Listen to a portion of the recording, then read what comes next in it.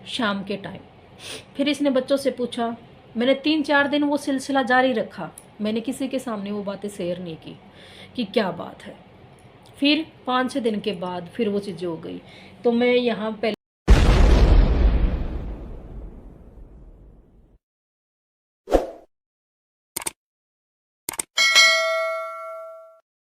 राम राम भाई सारे ने, मेरे छोटे बड़े ने, मेरी सारी यूट्यूब फैमिली ने हाथ जोड़ के राम राम। और भाई आज के इस वीडियो में आप सभी का स्वागत है। और वीडियो को लाइक कर देना, शेयर कर देना, और चैनल पे नए हो तो प्लीज़ चैनल को सब्सक्राइब कर लेना। और समाज के सब लोगों से मैं एक बार अपील ज़रूर करना चाहूँगी, बुद्धिजीवियों से, प्लीज़ एक बार कमेंट करके अपनी राय है ज़रूर व्यक्त करना कि क्या ये चीज़ें सही हैं या गलत हैं। कि किसी की बेटी को इतना प्रताड़ित करना क्या सही है, क्या होना चाहिए ऐसा या नहीं होना चाहिए, प्लीज़ कमेंट करके ज़रूर बताना आप। देखिए, तू पागल जिन भी रूप में मेरे लिए शब्द यूज कर रही है, देखिए उन्होंने कहा कर ननद बाजू का रिश्ता ना बहुत प्यारा रिश्ता होया करे, और क्या उसमें वे हंसी मजाक हो जाया करे, कोई बड़ी बात को नहीं। तो मैं मजाक लेके इतने शब्दा ने टाड़ू हूँ, अच्छी बात से। और कहना चाहिए भाभी पागल हो या कर, ठीक है ना। तुम भी किसी की भाभी हो तो पागल हो, समझदार नहीं हो, ऐसी बात नहीं है। और हम हाँ तो हम भी हाँ। तो दूसरी बात, जो तू बाहर रुक के मार मार के पागल आ रही है, मार तो पागल पल्ले पड़ेगी, पागल है पागल है पागल है। मैंने यही शब्द तेरे को गले में कहे थे कि मैं पागल हूँ, मैं एक्सेप्ट करती हूँ, और अभी भी कह रही हूँ मैं पागल हूँ, मैं एक्सेप्ट करती हूँ। बट तू समझदार है, तू समझदारी वाली बात कर, तू पढ़ी लिखी है, देखे साइकोलॉजी से PhD है, तो व्यवहार के विज्ञान के बारे में तुझे नॉलेज होनी चाहिए बहुत ज़्यादा। बट तू कुछ भी नहीं जानती है, क्योंकि जिसको मनोविज्ञान का ज्ञान है, यानी मनोविज्ञान मतलब व्यवहार का विज्ञान, कि इंसान के बिहेव को देखकर वो कहना क्या चाह रहा है, उसके फेस एक्सप्रेशन से ही वो समझ जाए कि इसके अंदर भाव क्या चल रहे हैं। सही मायने में वो मनोचिकित्सक होता है, ठीक है ना। बट तू उस लेवल पे नहीं है। दूसरी बात, तेने शर्म आनी चाहिए। अगर तेरी भाभी स्थिति से गुजर भी रही है तो फिर तेरी जिम्मेदारी बनती है उसका ट्रीटमेंट, इलाज करवाने की। और तेरे माँ बाप, तेरे भाई, उनको भी सलाह देनी चाहिए कि इसके साथ अच्छा व्यवहार करना चाहिए, इसके साथ कैसे रहना चाहिए। तेरे को तो पूरी जानकारी है, मनोविज्ञान को पढ़ा है तूने, PhD कर ली, डॉक्टरेट ले ली, उपाधि ले ली जिसमें, तो इतना तो तुझे पता ही होगा ना। तो बट तू जीरो है वहाँ भी, ठीक है ना। और पागल, मैं तो पागल पड़ेगी था रहे, फिर तू तो समझदार थी ना, तेरे ससुराड़ियाँ का उसमें तो PhD साइकोलॉजी थी। तो फिर क्यों थाने तहसीली हो रही है, क्यों कोर्ट कचहरी हो रही है? तो समझदार है ना, समझदार इंसान तो वहाँ तक जाता ही नहीं। देखिए इस पागल ने कितने साल कोशिश की, और आज तक भी 16 साल में मैं कभी कचहरियों में नहीं पहुँची हूँ, कोर्ट में नहीं पहुँची हूँ मैं इन चीज़ों को लेके।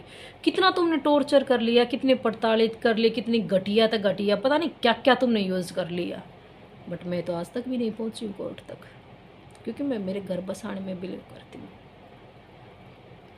तेरी तरह नहीं है मेरी सोच, ना ही तेरे माँ बाप जिस तरीके से तेरे को गाइड कर रहे हैं वो मेरे कर रहे हैं।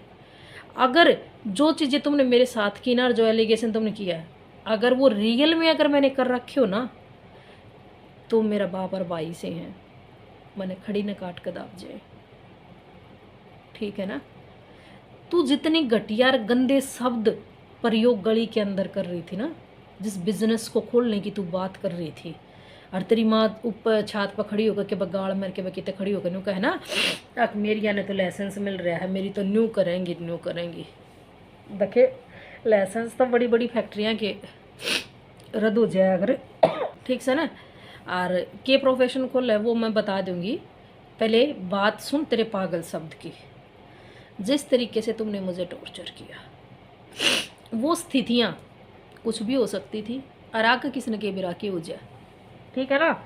लेकिन जिस तरीके से मुझे हरासमेंट किया गया, हर तरीके से किया गया, चाहे वो मेरे बच्चों के प्रति तुमने गलत चीज़ें, मेरे बच्चों को गलत चीज़ें सिखा रहे हो, चाहे मुझे मार पीट रहे हो, चाहे मेरे ऊपर गलत एलिगेशन लगा रहे हो, यहाँ तक कि एक कमरे के अंदर बंद रह के मुझे विवश किया गया रहने के लिए, हर रोज़ मार पीट तोड़ फोड़, जितनी भी घटिया से घटिया हरकतें की, वो सारी उस स्थिति तक ले जाने में कारगर हैं।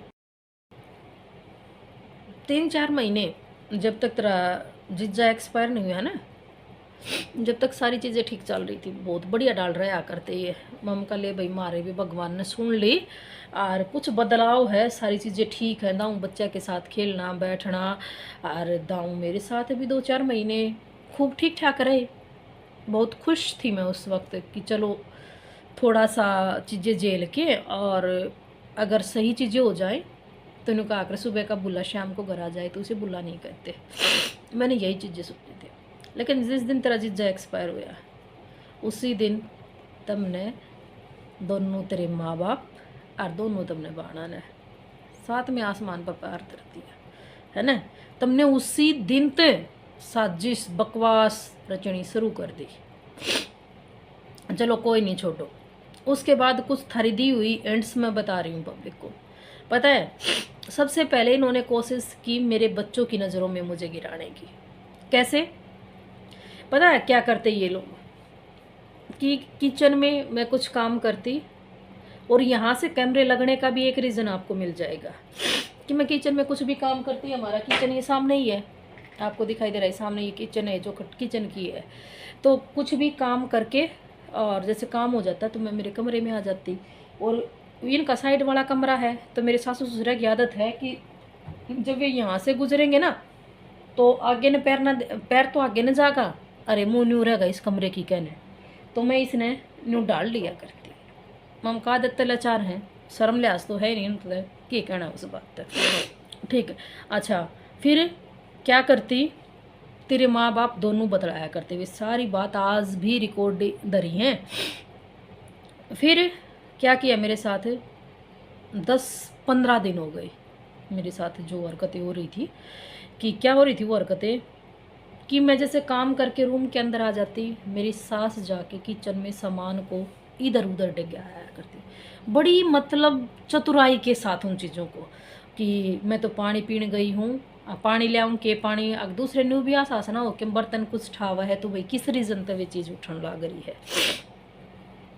तो फिर मतलब 10-15 दिन हो गए, और हर रोज़ बच्चों को ये कहे, देख तेरी माँ झूठी है, तेरी माँ झूठ बोल रहा है, तेरी माँ तो बावड़ी हो रही है, तेरी माँ तो झूठ बोल रहा है, देख ले बेटा, तेरी माँ की बात आप विश्वास ना कराया कर, तेरी माँ नेरी झूठी है, तेरी माँ न्यू है।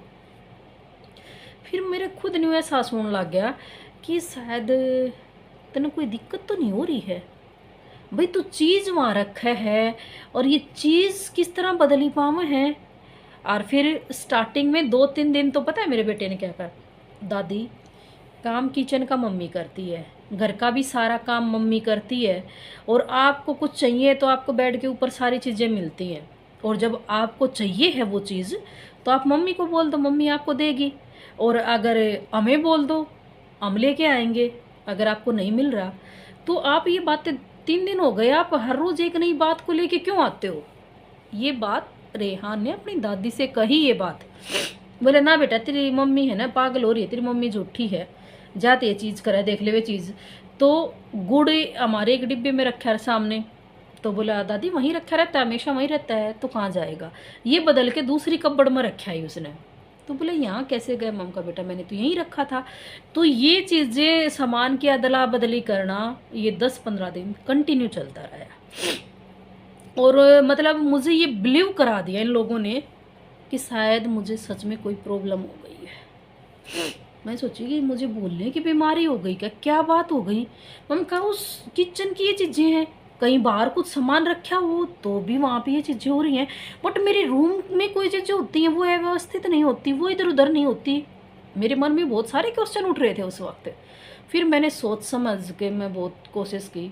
फिर मैं एक मनोचिकित्सक के पास गई, रोहतक, इधर ओडा कॉम्प्लेक्स में। तो फिर मैंने काउंसलिंग करवाई, हुड्डा कॉम्प्लेक्स में नहीं, सॉरी, मेडिकल मोड पे। तो मैंने काउंसलिंग करवाई। काउंसलिंग के लिए मैं गई तो बोले नहीं मैम आप तो बिल्कुल ठीक हो, आपको तो कोई प्रॉब्लम नहीं है। मैम कहा नहीं सर 15 दिन से मेरे साथ ऐसी ऐसी हरकतें हो रही हैं। बोला नहीं मैम आप तो बिल्कुल ठीक हो, ऐसी कोई भी प्रॉब्लम नहीं है।